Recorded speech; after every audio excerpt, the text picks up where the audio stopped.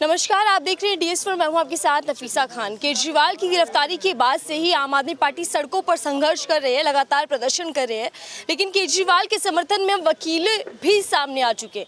आपको पीछे दिख रहा होगा, वकीलों की एक बड़ी संख्या में लोग यहां पर मौजूद हैं। आज प्रदर्शन किया गया। केजरीवाल की गिरफ्तारी को लगातार गैरकानूनी बताया जा रहा है। आम आदमी पार्टी तो ये सवाल उठा रही है कि ठीक चुनावों से पहले ही गिरफ्तारी क्यों, क्या मंशा है जांच एजेंसियों की। लेकिन दूसरी तरफ वकील अगर सड़कों पर है, समर्थन में है, तो सवाल कई खड़े हो जाते हैं कि आखिर केजरीवाल के समर्थन में वकील क्यों। क्या वकीलों को भी लगता है कि केजरीवाल आम आदमी पार्टी या फिर विपक्षी जो गठबंधन है इंडिया, उसके साथ वाकई ही गलत हो रहा है? वकीलों को क्यों उतरना पड़ा केजरीवाल के समर्थन? देखिए, मेरा नाम संजीव नसीर है। आम आदमी पार्टी का जो लीगल सेल है उसका मैं प्रदेश अध्यक्ष भी हूं, और दिल्ली में एक हमारी सबसे बड़ी संस्था है बार काउंसिल ऑफ दिल्ली, उसका सिटिंग वाइस चेयरमैन भी हूं। ये प्रदर्शन आज पार्टी से ऊपर उठ के था, लॉयर्स का प्रदर्शन था। लॉयर्स ऐसा फील कर रहे हैं कि देश में पिछले 1-2 सालों से डेमोक्रेटिक तरीके से सरकार काम नहीं कर रही है। केंद्र सरकार बिल्कुल अति कर रही है। हर तरीके से पहले भी अति रही होंगी इस देश के अंदर।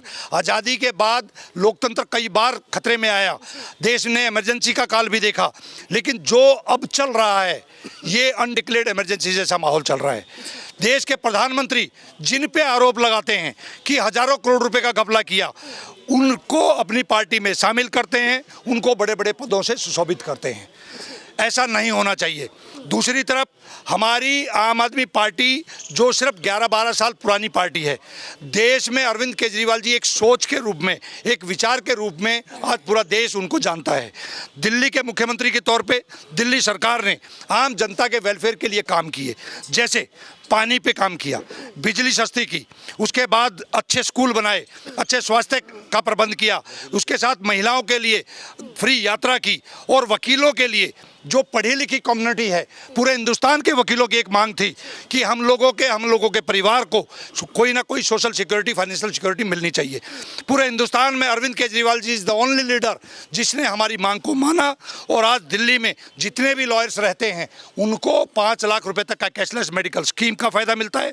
हमारे परिवार के लोगों को मिलता है, डिपेंडेंट जो फैमिली मेम्बर है, और 10 लाख तक का टर्म इंश्योरेंस मिलता है।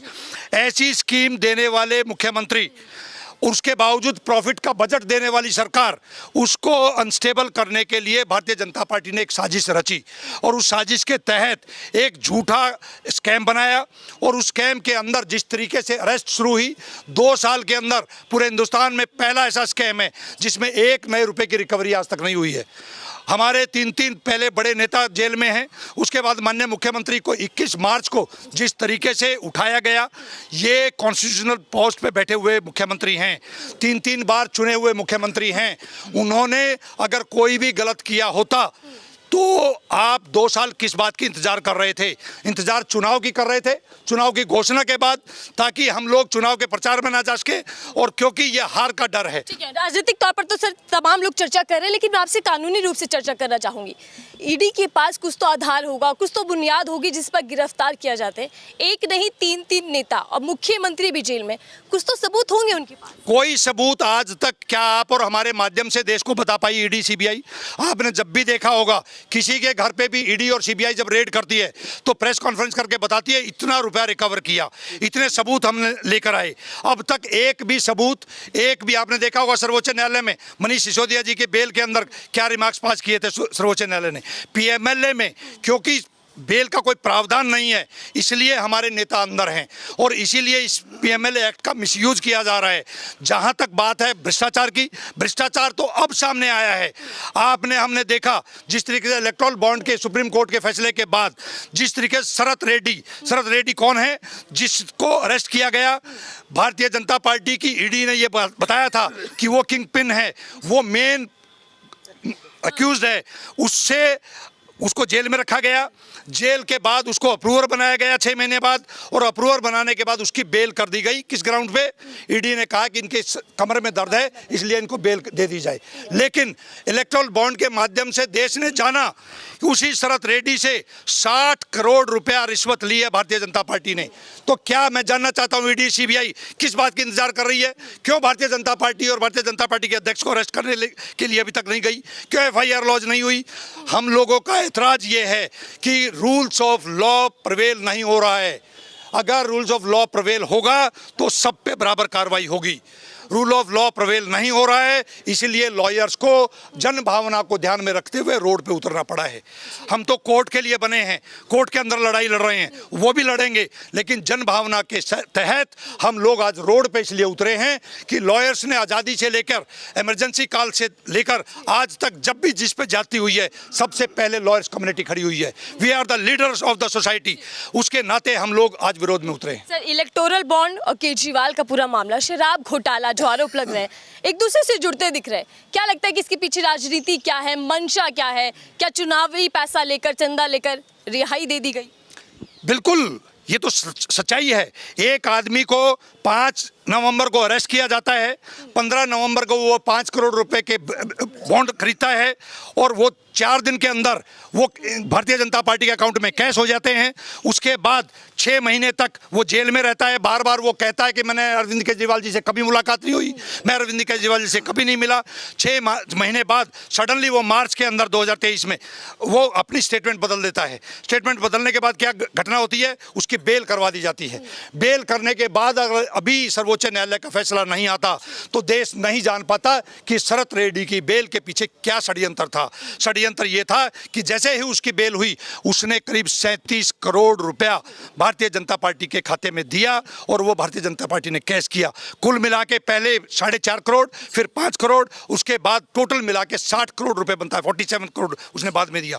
60 करोड़ रुपए का हिसाब देश जानना चाहता है।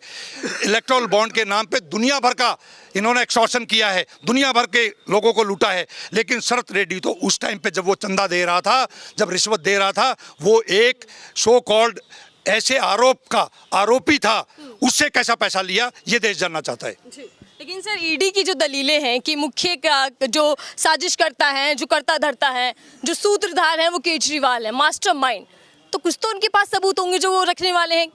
देखिए, अगर आप ध्यान से देखें, जब इन्होंने शरद रेड्डी को पकड़ा था, वो मेन सूत्रधार था, मेन उसी ने सारा घपला किया था। उसके बाद मनीष सिसोदिया जी को लेकर आए, संजय सिंह जी को लेकर आए, अभी केजरीवाल जी को लेकर आए। मैं जानना चाहता हूं, केजरीवाल जी को सिर्फ और सिर्फ शरद रेड्डी की स्टेटमेंट के आधार पर अरेस्ट किया है। उसके बाद शरद रेड्डी की स्टेटमेंट 6-8 महीने बाद बदली।